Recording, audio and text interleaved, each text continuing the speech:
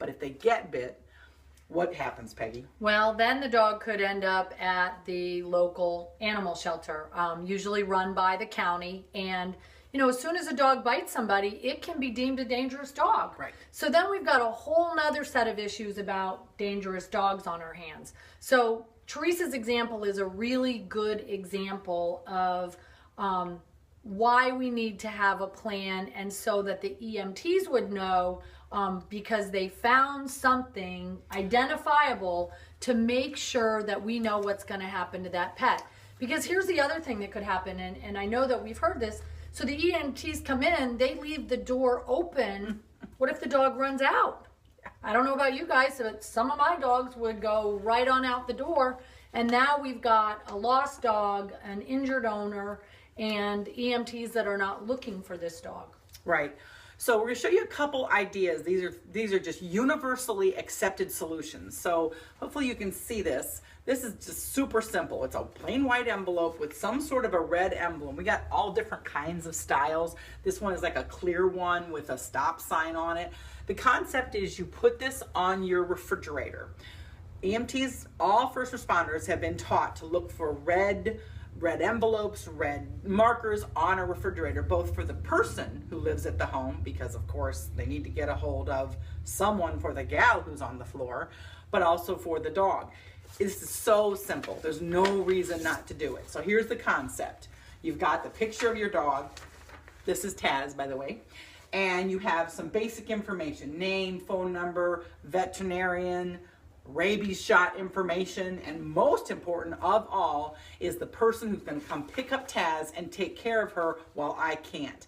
This is a simple thing, takes 5 minutes to do. It's just common sense, but if you don't do it, there's odds of something really awful happening. If Taz has a rabies shot and I can prove it right then, oh, that's upside down. If I can prove it right then very unlikely is animal control going to get so involved, because they know she has been to the vet, she has a rabies shot. The bite on the EMT he's not going to like, but it's not going to cause the same situation as if they have no idea if that dog is rabid. So that's a very, very good point. So other things that we suggest, and I guess this is another thing I could hold up, is an emergency pet card. So something that's in your wallet that lets somebody know who's looking for your health insurance card, who's looking for your identification card. Whoops, here they find right behind your driver's license a pet emergency card that lets somebody know that you have pets at your house that need to be taken care of. Right, and that for a car accident is critical. For those of us who are on Facebook and are animal freaks, we see all kinds of animal stuff every day. And one of the scariest things I see is somebody saying, I had a car accident on 441 last night. I'm relatively okay. My car is a mess, but my dog went missing at the accident. So the other piece on here, I don't know if you can see this, but this is basically almost like a luggage tag where you attach it to their collar. Honestly, if that's on a dog, you got a whole lot better odds of that dog being found after the trauma of an accident. The dog's upset, scared, maybe injured. So think about it. I know it's big and I know it'll jingle on their neck, but considering that compared to having no way of knowing where your dog went, Facebook is an amazing thing. And I have seen multiple dogs who were in they got out of the car during a car accident, and everybody on Facebook spread it all around, and somebody said, oh yeah, that dog's been over at so-and-so's house for 2 days because we didn't know who it belonged to. This would have told them that answer right off the bat. So these are the kinds of things that are just really practical and usable for those of us who are pet freaks. Well, and then microchipping, of course, is another way that you can identify your pet. So if they do get out of their collar for some reason, there's still a way to identify your pet, to have that pet come back to you. But one thing you have to remember is that when you move or your address changes, you need to update that information with the microchip company. Right. Because that's one of the things that does come up, is the chip is still registered to your old address, and maybe you've moved from Michigan to Florida, or from one side of town to the other. So just really important to keep those things updated. Also, on my pet tags, I have, rather than my pet's name, I have the word reward written out.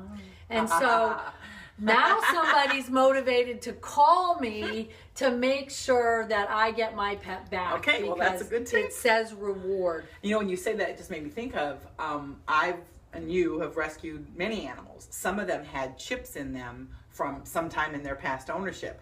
And interestingly enough, when we run that chip over, the prior owner may not want to be contacted. So getting the chip company to change that chip, you really need to think about that, especially in a rescue pet, because they're likely not in a rescue environment because the prior owner wanted them, most likely. So now that you're saying that, I'm really realizing I don't know that I've done that with every single pet. Well, and I know that one of my dogs, and this is on me too, one of my dogs, I know his chip is registered to the rescue organization that I got him from, but that's their requirement. So I really need to go and get him chipped a second time so that that chip is registered to me. They won't let me re-register They won't allow that chip. Right. That's cool. All right, so that's the practical stuff. Now I want Peggy to talk more about the foundational planning that relates to not the lost pets so much, but who's going to care for your pet during times of need. And I'm going to show you Peggy's book. I read this a long time ago. I keep it at my desk. If you can see it, I think you can.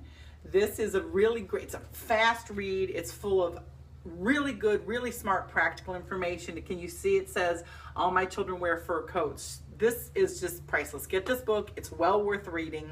And so now I'm going to stop talking and let Peggy talk about the planning parts of pets, because as an attorney, that's what she does. Well, and since you're already on Facebook, you can go to our Facebook page, All My Children Wear Fur Coats. And I have a radio show that I do Mondays at 3 o'clock Eastern Time. Teresa's been a guest on the show a couple of times now. But every week we talk about pet planning. We talk about issues related to pets. We talk about rescue organizations. We talk about all kinds of things that come up related to pets. So Teresa and I have had that conversation a couple times about planning for your pets. All right.